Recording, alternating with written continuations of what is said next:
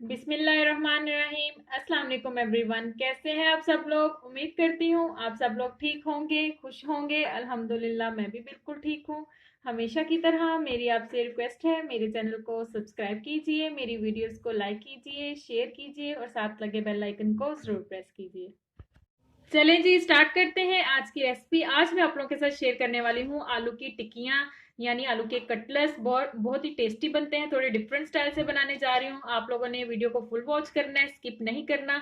चलें जी, स्टार्ट करते हैं।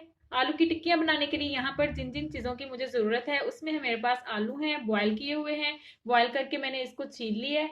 बंद गोभी है मेरे पास थोड़ी सी। हरा लहसुन है मेरे पास। एक लीमू है। 6 से 7 सब्ज मिर्चें थी जिनको मैंने चॉप कर लिया है। 1 टीस्पून है मेरे पास कुटा हुआ लहसुन। थोड़ा सा सब्ज धनिया है। एक मेरे पास छोटे साइज का प्याज था, उसको बारीक बारीक काट लिया है। मसालों में है मेरे पास हाफ टी स्पून नमक, 1 टीस्पून है red chilli flakes, half teaspoon है अजवाइन, हाफ टी स्पून है मेरे पास हल्दी पाउडर, 1 टीस्पून है मेरे पास धनिया पाउडर, 1 टीस्पून है मेरे पास कुटा हुआ जीरा। यहाँ पर आलूओं को हमने सबसे पहले मैश कर लेना है मैशर की मदद से। ये देखें जी, यहाँ पर आलू मैंने मैश कर लिए हैं। अब इसके अंदर हमने सारे मसाले डाल देने हैं। प्याज, सब्ज धनिया, सब्ज मिर्चें और कुटा हुआ लहसुन।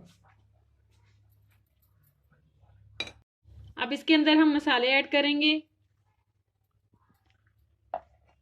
साथ ही इसके अंदर ऐड कर दूंगी बंद गोभी और हरा लहसुन। एक लेमन है, इसका भी जूस ऐड कर लेंगे।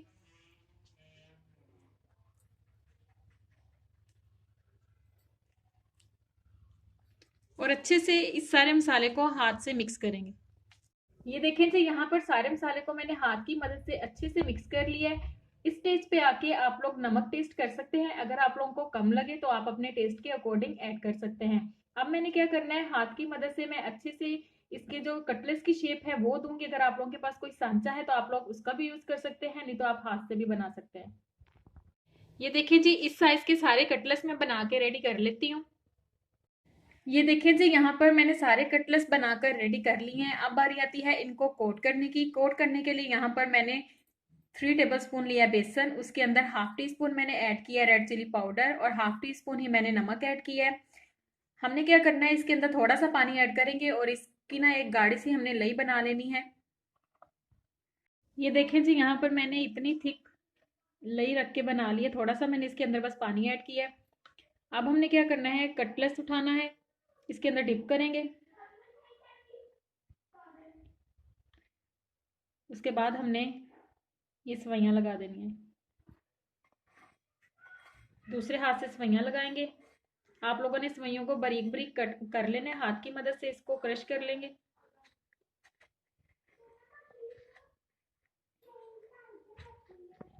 ये देखें जी, यहाँ पर सारे कटलेट्स मैंने अच्छे से कोट कर लिए हैं। अब बारी आती है इनको फ्राई करने की। फ्राई करने के लिए यहाँ पर मैंने एक फ्राई पैन में थोड़ा सा ऑयल शामिल किया है। हमने इसको शैलो फ्राई करना है, डीप फ्राई नहीं करेंगे।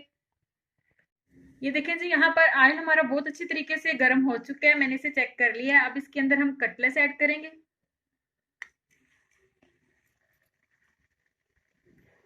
मीडियम फ्लेम पे हमने इसको फ्राई करना है।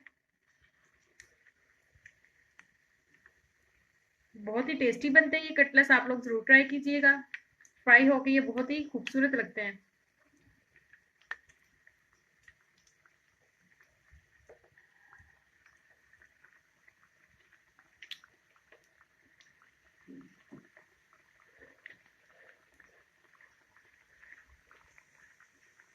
जैसे ही एक तरफ से अच्छा सा गोल्डन सा कलर आएगा मैं इसको टर्न करूंगी।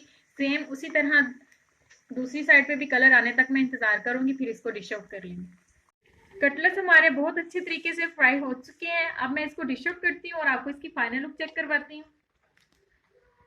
ये देखिए कितना जबरदस्त इसको कलर आया है। ये देखें जी, कटलेट्स की फाइनल लुक चेक करें। बहुत ही जबरदस्त लग रहे हैं, बहुत ही टेस्टी बने हैं। इसकी कोटिंग बहुत ही जबरदस्त है। उम्मीद करती हूँ आप सब लोगों को ज़रूर पसंद आएगी। इसको दही के रायते के साथ सर्व करें, इंजॉय करें। दुआ में याद रखिएगा। अल्लाह हाफिज़।